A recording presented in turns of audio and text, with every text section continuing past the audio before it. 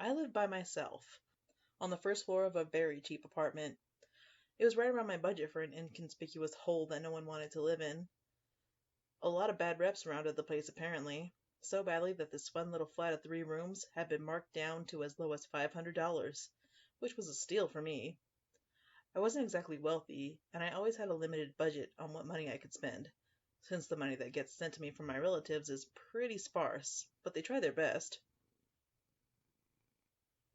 So it had always been a peaceful living for me. I didn't mind the unexpected visitors, or the weird noises from its bad maintenance. The neighbors did not ever once know my name, neither did anyone around know my name, and that was fine. And I rarely ever attract people at high school, save for the occasional passing comments on my appearance, though I didn't care that much. Though one day, I came home from school to a very odd sight. A gift basket, right at my doorstep, with items like wine, nuts, butter, milk, and many more scrumptious items. Taped to its handle was a white envelope with a red wax seal. I looked around before taking the gift basket and entering in. I first opened the letter, which read, "If you're reading this, Leia, I know what you are. Here is my offering to you. Kill these people for me." Below was a list of names of people that I somewhat knew. Ricky Fitzgerald, Ryan Yang, Tyler Lewis, and Sophie McGillivray. I was curious as to how this person knew my name or where I lived, but I decided to just ignore it. I tossed it aside and went about my day. I did my homework, ate dinner, and went straight to bed. Though, throughout the entire time, I felt eyes boring into the back of my head, as if somewhere, someone was watching me the entire time. I ignored this feeling and went to bed. I woke up, showered, cooked myself some breakfast, and walked out the door to find that there was another gift basket at my doorstep. I took it back inside again to read the letter attached. "You don't understand. I know what you can do. Please kill these people, or I will tell." I didn't understand yet again. The previous one sounded like a threat, but this one sounded more like begging. I initially thought I could handle a threat or blackmail, but one that seemed desperate caught me off guard. I thought I would investigate further and see who this mystery person was. I knew the person knew where I lived, and how to get to me when I was not in the house. And it's safe to assume they're stalking me to some degree. I left the gift basket inside and headed to school. I began my sweep for individuals that could be the ones sending me these unsettling messages. My first thought was on the loudest guy in our class. I'll just call him Billy. Billy was the captain of the football team, very charismatic guy, and had more dates than a calendar. He had his eye on me for a month, but I never really showed interest. Neither did I lead him on. Problem is that he's a rather good person and he'd never resort to that sort of coercion, let alone ask me to kill people. Not to mention his extracurricular activities and dates demanded his attention for most of his days. So he likely wasn't free to even drop that off to my doorstep. Second thought shifted to the calmer one at the other side of the class. Reading through a list of notes and giving free lessons to our unprepared classmates. Let's call him Jason. He was smart, both on the books and on the streets. He was my lab partner, and we paired up often for our projects. He likely deduced the path I take going home, and I have seen him in my neighborhood a few times. Only reason he isn't a prime suspect is the same as Billy, since they're both held back by their activities, and we've kept our relationship mostly professional. And then there was the last kid, Ricky. If someone could stink of their sins, Ricky would stink of nepotism and perversion. His parents were wealthy and had some degree of control over the school due to being patrons, so he gets big in the head and thinks he can get away with anything. And unfortunately, he has. 5 harassment cases that resulted in those poor girls moving away. I nearly was at the receiving end of his terror, but pulled all the stops to make sure he couldn't manipulate me. I was his worst enemy, and the one he could not control. Still, a threat would explain everything, but asking me to kill someone was too complicated, and he would certainly not send me a gift basket with a letter. Not to mention that his name was on the list, so he would not be doing himself any favors. And it did not necessarily narrow down who the perpetrator was. I decided to forego thinking about it. I went through the day doing my business before returning to the thought back in recess, before I felt my shoulder get bumped by someone. I knew who it was as I scowled. It was that piece of garbage, Ricky. "Did I do that?" he said in a mock tone. "Being blissfully unaware that your fat butt occupies nearly every available space?" I replied with much snark. "Watch your tone." He always resorted to this whenever he'd been verbally outplayed, which honestly wasn't hard. "Or what?" I dared him to expose whatever he threatened those poor girls with. Red-faced with anger, he quickly turned to E by himself. I heard the girls gossiping behind me about him. I could pick out a few key information from their talk. "That creep Ricky's at it again. I heard from Sophie that he got another one. Is that why she skipped class yesterday? She seems to be skipping today as well." That was it. That was the final piece I needed. I knew what I needed to do now. I let the day roll by as usual, and then walked home. I found another gift basket at my door, this time with an alarmingly high amount of cash in it, about $1,000 worth, alongside some unsettlingly expensive items like jewelry, watches, and the like. The letter was there again, this time sounding even more desperate. "Time is running out. Please do as I ask. Please." This time, I needed to know who it was. If this gift-giving was going to follow the same routine, then I should be able to catch the perpetrator. I decided to brew coffee for myself and wait the night out instead of going to sleep. I sat in front of the doorway, occasionally checking the peephole to see if someone was there. I did this every 15 minutes or so. At about 5:30 a.m., I checked to see a shadow cast in my hallway as it approached the door. A figure wearing a black hoodie and carrying a basket.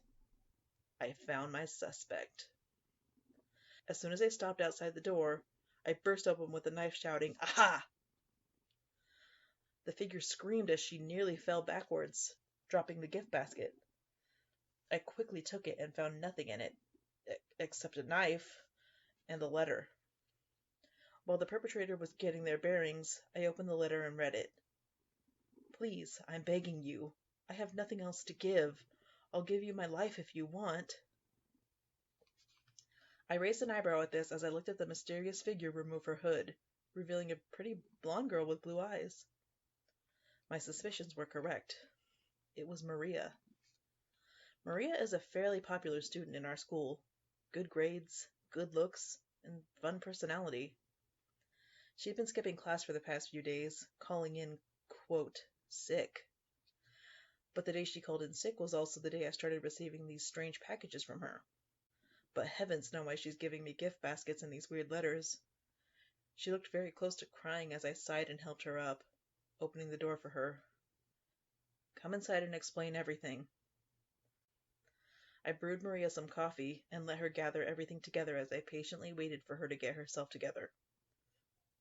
"You okay?" I asked. "I'm fine.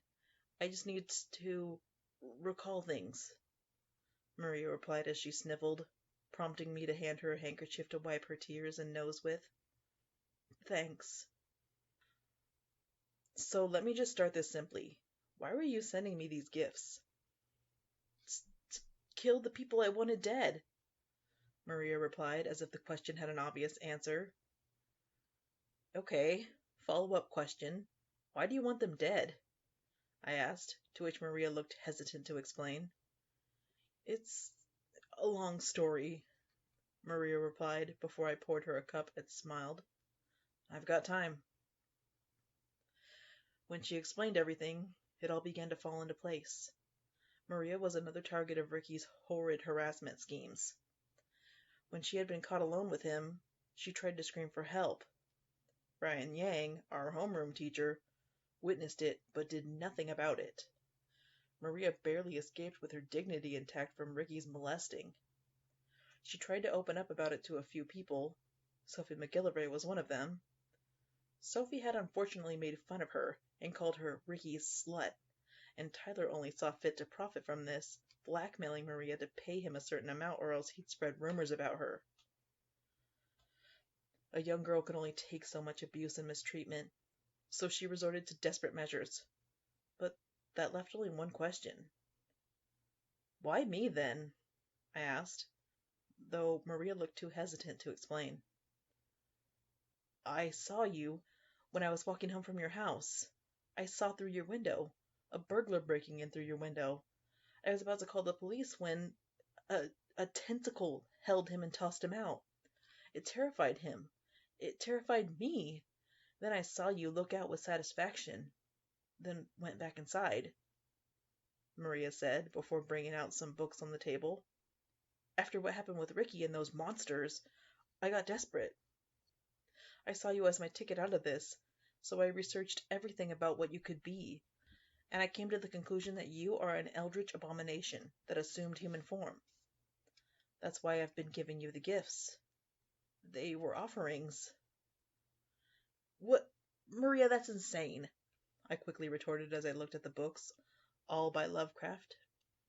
I got desperate, okay? Maybe I was just seeing things, and being a stupid, desperate idiot, Maria screamed back at me before breaking down again. I looked at her with pity, moving towards her side and giving her a hug and letting her release her anguish.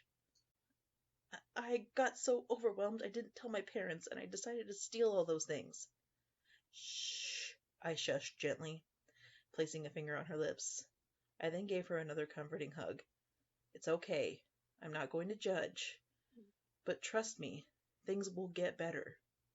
But, Maria tried to retort as I gently guided her to my bedroom. You need to sleep and rest, I softly said, as I delicately pushed her to make her lie down.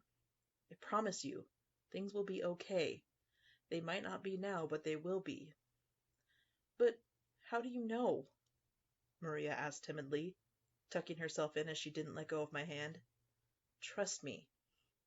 I smiled as I watched her close her eyes, as I saw the yellow sky rise out of my window. After a few days, the problem seemed to resolve itself. Ricky had finally been exposed and arrested, but died in police custody. Mr. Yang's house and property burned down due to an unidentified arsonist.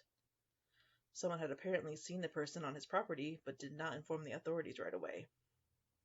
Sophie apparently had some sex tapes on her computer, because they had spread like wildfire on the internet. Never heard from her again. And Tyler got injured by a mugger on his way home. Maria believes it was all me. I just shrug at it.